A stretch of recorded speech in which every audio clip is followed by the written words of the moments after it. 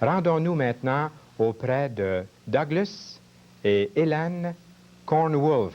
Nous les écoutons bien. À tout de suite.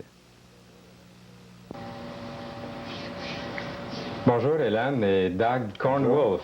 En français, ce serait loup du maïs. Loup de maïs, oui. Dites-nous, qu'est-ce que vous faites dans la vie, en plus de faire de la prédestigitation? On a une petite épicerie à Saint-Rémy-d'Amherst, et puis c'est comme ça qu'on fait qu'on gagne notre vie. Oui. Et puis, dans nos temps de libre, on essaie de travailler pour le Seigneur en se servant de prestidigitation pour expliquer l'Évangile. Et ça veut dire qu'il y a beaucoup de temps que vous prenez là-dedans. Parce que moi, je vous ai déjà vu en spectacle, et puis les gens viennent vous écouter, vous êtes souvent sur la route. Ça représente quand même un bon pourcentage de votre temps, ça. Oui. Surtout au mois de novembre puis au mois de décembre, ça représente tous nos week-ends. Oui. Et puis, souvent, nos soirs dans la semaine, on remercie le Seigneur pour ça, mais c'est devenu très exigeant. Oui. C'est bien. Dans le public, je pense qu'il ne doit pas y avoir de difficultés lorsque vous travaillez avec ces objets-là pour illustrer la parole de Dieu. Le Seigneur s'est servi beaucoup de la nature, des animaux, il s'est servi des choses autour pour expliquer l'Évangile. Mais dans les milieux chrétiens, est-ce que ça ne représente pas une certaine difficulté de faire de la magie? Oui, la Bible nous dit que personne ne devrait se servir de magie ou personne ne devrait avoir quoi que ce soit à faire avec des magiciens. Maintenant, dans la Bible qui a été originalement écrit en grec, on se sert du mot pharmakai et puis on se sert du mot magos. Le mot pharmakai parle de sorcellerie, des sorciers qui se servaient de potions magiques pour, disons, endormir puis droguer les gens, puis... c'est de ce mot-là qu'est devenu le mot pharmacie. Et puis aussi, quand la Bible se sert du mot magos, c'est plutôt pour expliquer qu'il y avait des gens qui se servaient de prestidigitation comme but de divertir. C'est un art disons, pratiquer jusqu'au point où on peut, disons... fool people, disons, les tromper, leur faire croire que quelque chose se produit qui se produit vraiment pas. Ça serait un mensonge. Une illusion, une illusion. Faire croire aux gens que quelque chose a vraiment apparu de nulle part ou quelque chose a vraiment disparu. Puis qu'en réalité, c'est pas vraiment disparu. Oui. On n'a pas laissé parler Doug. Ça, c'est parce que Doug est américain. Oui.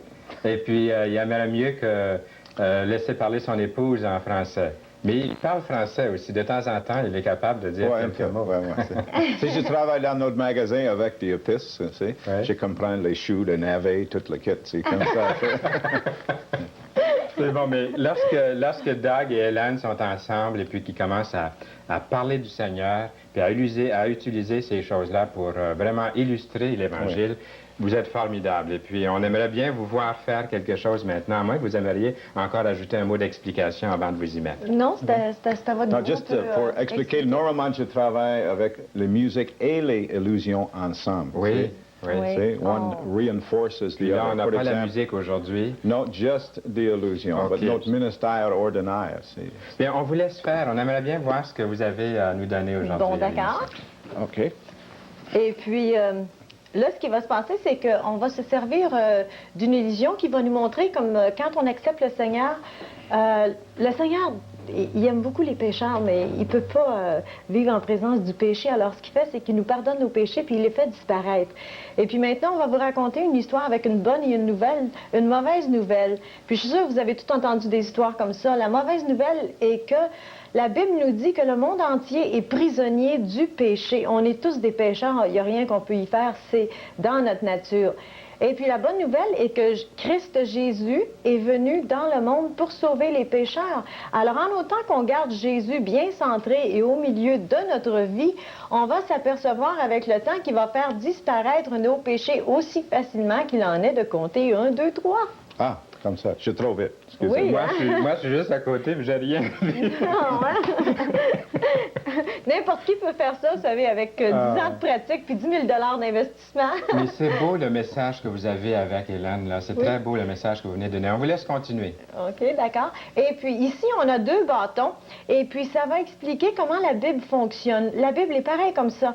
C'est fait en deux parties. Et puis aujourd'hui, là, on va se servir du pompon bleu et jaune pour représenter l'Ancien Testament, puis du pompon rouge et blanc pour représenter le Nouveau Testament. L'Ancien Testament est la plus longue partie de la Bible, tout comme représenté ici par le plus long des pompons, le pompon bleu. Et puis, l'Ancien Testament comprend 39 livres en comparaison du Nouveau Testament qui, lui, ne contient que 27 livres et est la plus courte partie de la Bible, comme représenté ici par les deux plus courts pompons. Et puis, la Bible commence avec le livre de Genèse et nous dit comment Dieu a créé le soleil, la lune et les étoiles. Et aussi, ça nous dit comment Dieu a créé le ciel tout bleu, les océans tout bleus, puis toutes ces belles choses.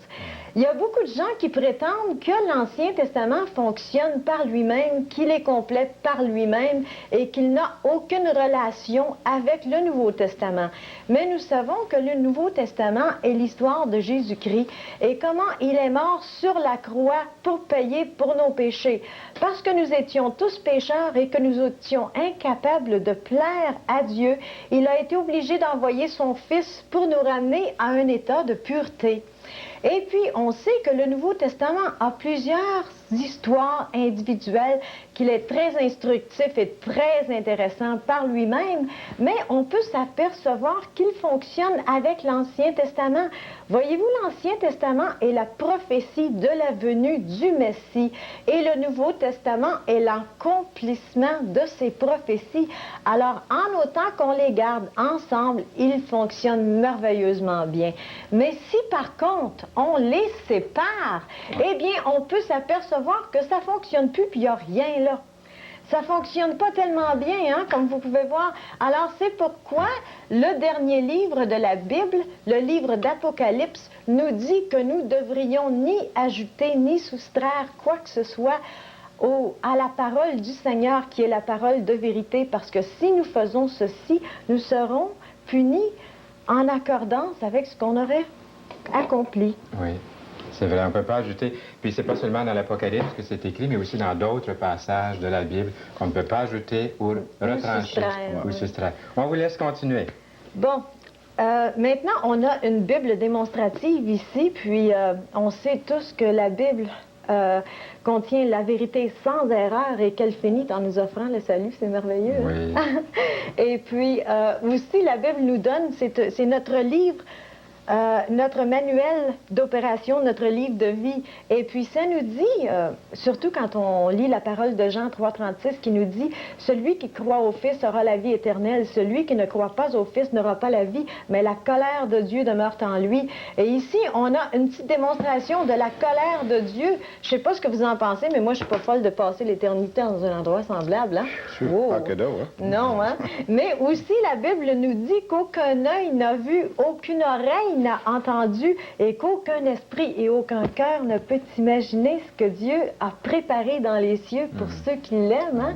Et puis on va se servir des belles fleurs ici pour vous montrer un petit exemple de la beauté, de la pureté, de l'amour et puis de tout ce que le Seigneur a préparé pour nous dans les cieux. Amen. Hein? J'ai hâte de rencontrer le Seigneur, ça me donne goût. Oui. Aussi, on a amené une petite Bible à colorier. Puis on se sert de ceci d'habitude avec les petits-enfants. On va s'en servir ici aujourd'hui. Il y a beaucoup d'enfants à l'écoute. Hein? Oui, Ah oui, hein? toute l'enfant Puis de toute façon, nous autres aussi, on est les enfants du Seigneur. Hein? Exactement. Alors, vu qu'on est tous les enfants du Seigneur, puis on va se servir de ceci pour montrer comment il y a des gens qui ont des Bibles dans leur maison. Mais ils la lisent jamais, ils la laissent sur la tablette, elle ramasse de la poussière. Et puis à cause de ça, leur Bible est tout à fait vide. Et puis, leur vie aussi est tout à fait vide. Pareil comme les pages qui sont vides, il n'y a rien qui se passe. Aussi, il y a des gens qui ont des Bibles dans leur maison, mais qui la regardent que quelques fois dans leur vie en entier. Et puis à cause de ça, tout ce qu'ils savent de la Bible, c'est ce qu'ils ont entendu dire un peu ici et là par leurs amis ou ici et là à l'église. Et puis tout ce qu'ils ont pu avoir de ça, c'est les contours de la Bible. Ça, c'est pas beaucoup non plus.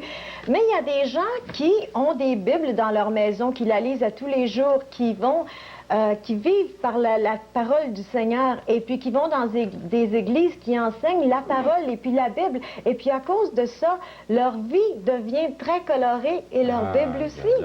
Oui. Hein? Formidable, hein? Oui. C'est formidable.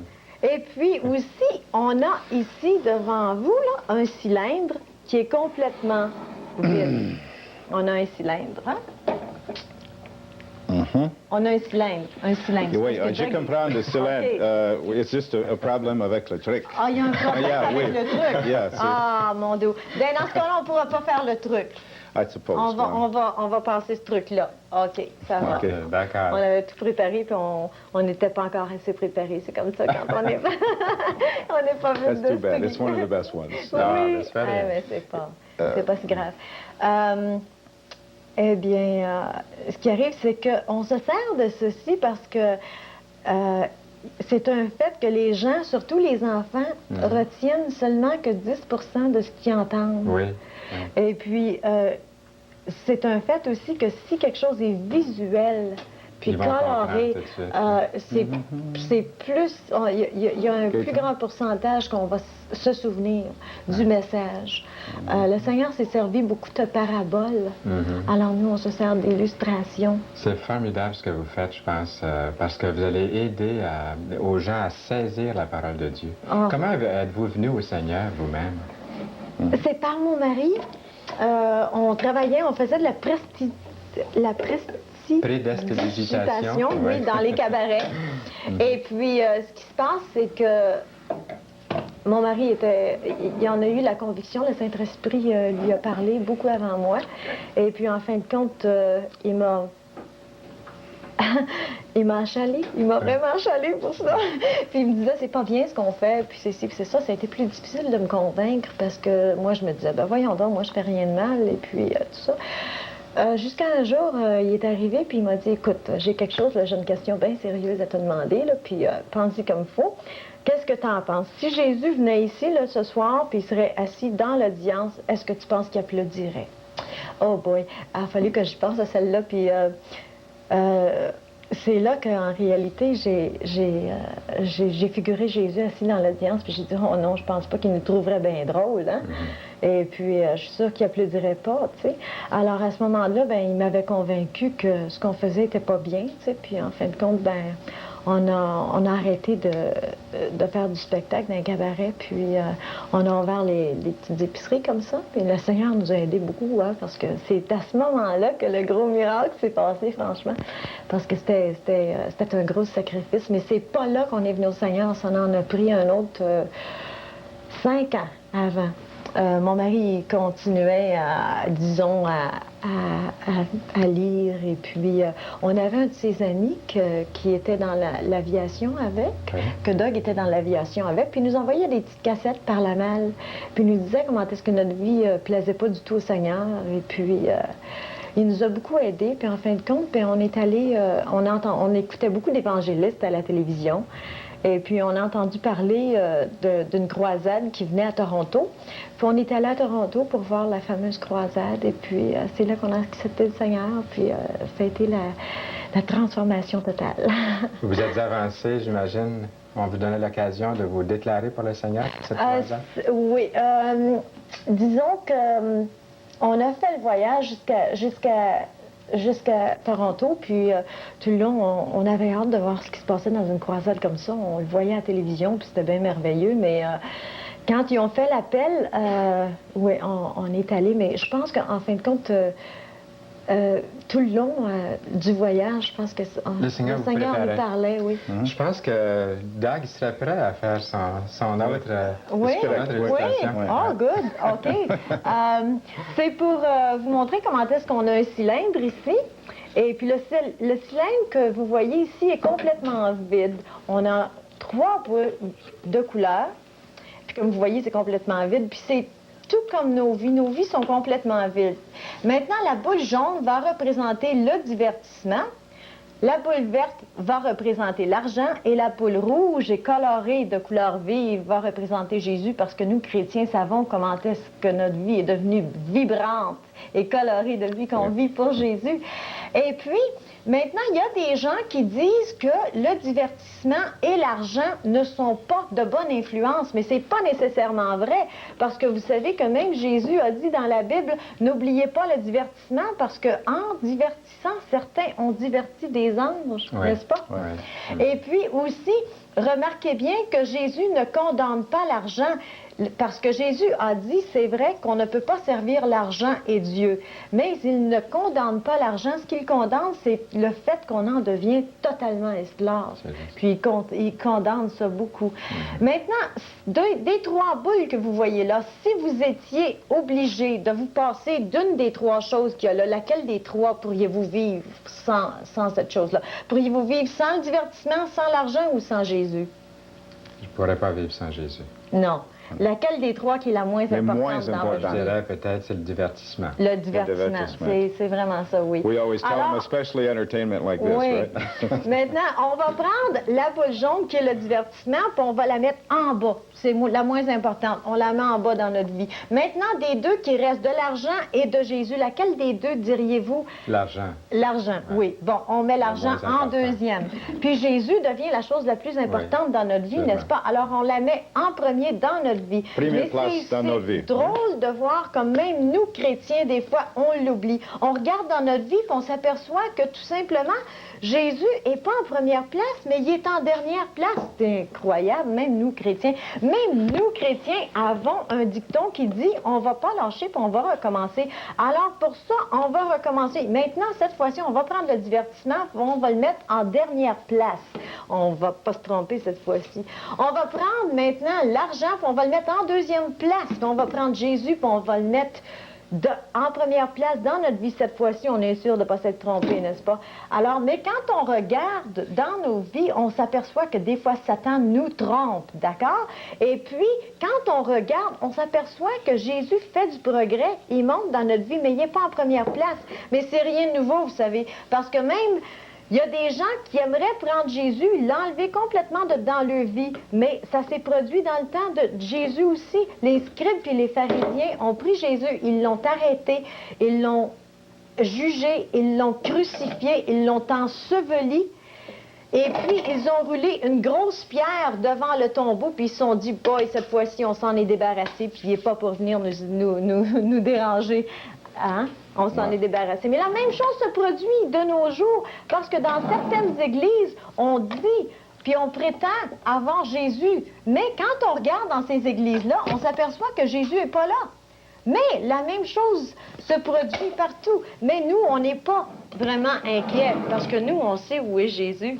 Jésus est maintenant ressuscité. Il reste dans la première place dans nos vies. Oui. Il a la première place dans nos vies. Oui, puis il est ressuscité, puis il est vivant. Il est vivant, il est authentique. On en est persuadé parce que personne qui est mort pourrait nous faire sentir aussi bien dans notre peau. Hein? Est-ce que ça a été, il reste à peu près de notre entretien 1 minute ou quelque chose comme ça. Est-ce que ça a été difficile pour Doug de venir au Seigneur, lui qui était tellement engagé dans ces choses-là, dans le spectacle? Non, Doug était prêt, ça faisait longtemps qu'il était prêt à venir au Seigneur. Il m'a vraiment prouvé son amour parce qu'il m'a attendu pour aller au Seigneur. Oui. Moi, j'ai l'impression qu'il m'a prouvé son amour parce qu'il ne voulait pas venir sans moi. J'ai trouvé ça bien beau. Je ne sais pas si le Seigneur pense la même chose, mais... Expliquer en français, c'est moi who was originally touched by the Spirit. Oui, c'est lui qui a été It was me that was touché, insistent on leaving secular show Tu voulais business. laisser le spectacle pour vraiment aller à d'autres choses. I was convicted by the Spirit Convaincu par le Saint-Esprit. that our lifestyle was not pleasing to God. And fortunately, my wife has followed. Donc, ta vie ne plaisait pas à Dieu, et puis ensuite vous êtes venu, lorsque vous avez vu comment il était touché par l'Évangile, du fait qu'il voulait laisser ces choses-là de côté. Ça vous a touché aussi. Oui. Bien, en fin de compte, ce qui est arrivé, c'est que quand j'ai connu le Seigneur, je me demande comment on fait pour vivre sans lui. Oui. Sans sa présence à tous les jours. C'est merveilleux. Je pourrais pas, j'aurais plus de raison de me réveiller le matin si je l'avais pas. Oui.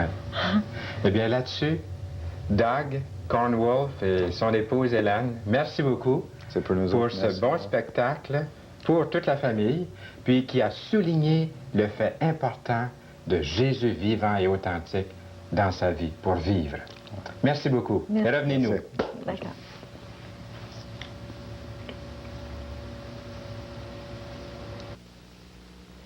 C'était M. et Mme Douglas et Hélène Cornwolf. Prestidigitation, mesdames et messieurs. On s'est trompé au moins chacune fois. C'est un mot difficile à prononcer. Essayez-le 10 fois de fil. Mais il y a le message qu'il faut retenir. C'est une bonne émission pour illustrer toutes sortes de choses concernant le merveilleux salut que nous avons dans le Seigneur Jésus-Christ. Nous, les chrétiens évangéliques, on ferait n'importe quoi pour essayer de rendre le message facile à saisir, que ce soit par un enfant ou par un théologien. Il y a des théologiens qui ont vraiment expérimenté la nouvelle naissance, qui peuvent venir ici à l'émission dire ce que Jésus a fait pour eux.